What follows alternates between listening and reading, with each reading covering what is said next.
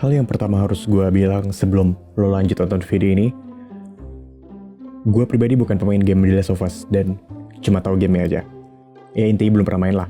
Maklum, gue pribadi kaum gamer PC dan ya, sejatinya The Last of Us itu game eksklusif PS tau gue.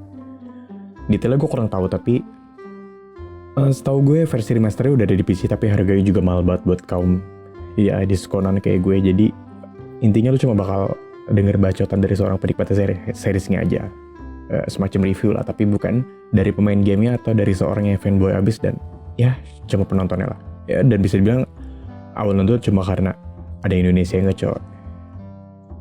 Intinya setelah beres nonton semua episodenya, betul waktu tulisan buat skrip ini beres udah sampai episode 6, jadi ya udah lumayan jauh banget kayaknya mungkin. Dan ya gila, story-nya sungguh mantep banget men. Gue suka banget. Meskipun di tengah seriesnya berjalan, gue cukup dapat spoiler dikit-dikit dari potongan cutscene versi game yang lewat timeline YouTube gitu lah. Kalau ditanya film atau series adaptasi dari game terbaik, mungkin gue akan jawab The Last of Us ini. Terutama dari cara series ini jadiin scene game dan dialognya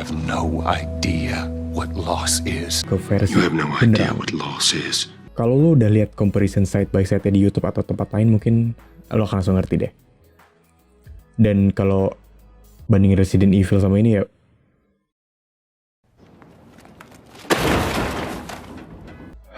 canda bro yang fansnya.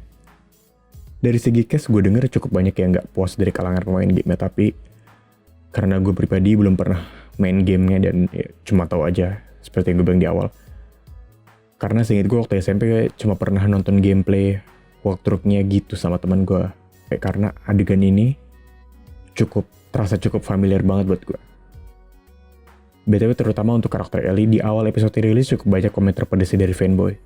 Nggak mirip lah, jauh banget sama tampang di game, tapi sepanjang seri sampai beberapa episode ke depan gue benar-benar menikmati story-nya dan pembangunan karakternya. Tapi kayak balik lagi karena gue juga pemain game-nya, jadi gue gak keberatan sama sekali soal cast sih.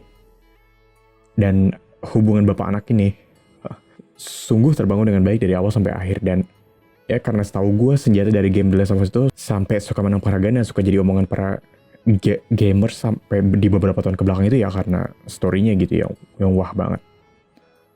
Jadi menurut gue ini faktor yang jauh lebih penting lah buat diadaptasi ke bentuk lain kayak film atau series dibanding cast. Kalau diurutin menurut gue pribadi, story tetap nomor 1 dan cast dan world building itu tetap nomor 2 dan 3. Dan ngomongin story, gue juga pengen ngomong soal karakter. Dua karakter utamanya, Joel dan Ellie ini. Buat Joel well mungkin beliau ini dapat job atau Pedro Pascal dapat job buat The Last of Us ini karena Mandalorian. Yakin banget gue. Gue pribadi emang nonton Mandalorian dan ngikutin, dan nuansa kebapaannya emang dapat banget di Pedro Pascal di sana. Dan suatu ketika saat gue melamun, gue berharap punya bapak keren kayak Pedro Pascal ini. Buat Ellie meskipun cukup banyak yang gak suka, tapi gue pribadi suka banget sama karakter ini. It's okay Bella, you're doing well, love you. Dan pemerannya itu Bella Ramsey, pengisi suara Hilda versi original BTW. Karena Hilda itu karakter di film kartunnya bisa dibilang bocil normal yang cenderung cheerful gitu lah. Dan di The Last of Us, Bella ini diceritakan sebagai seorang bocil kematian yang suka pakai kata-kata curse word dan dia cenderung menyebalkan. Jadi cukup kaget juga gue BTW kalau ngeliat Bella Ramsey dari Hilda ke The Last of Us. Dan karena gue denger Bella itu pernah main di Game of Thrones juga, tapi gue nggak tahu karena gue ngikutin. Dan buat gue perpaduan dan chemistry dua karakter ini The Last of Us mantep banget. Dan mengapa demikian? Ya oke, beralih ke sinopsis ceritanya.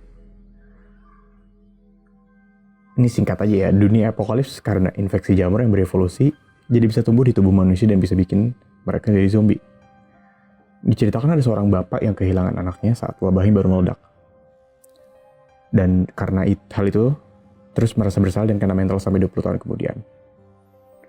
Beralih ke 20 tahun kemudian, wabah jamur masih ada dan cara manusia hidup pun berubah.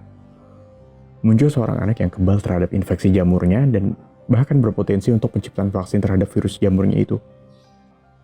Singkatnya si bapak itu disewa buat bawa si anak yang kebal jamur buat diteliti untuk penciptaan vaksin di fasilitas laboratorium di belahan dunia lain. Dan ya karena si bapak belum berdamai sama masa lalunya itu dengan kematian anaknya, ia dengan berat hati ambil kerjaan itu dan petualangan pun dimulai dari sana. Dan cerita pun berjalan di seputar hubungan mereka. Berdua yang berawal bisa dibilang musuhan sampai melunak jadi akrab kayak bapak.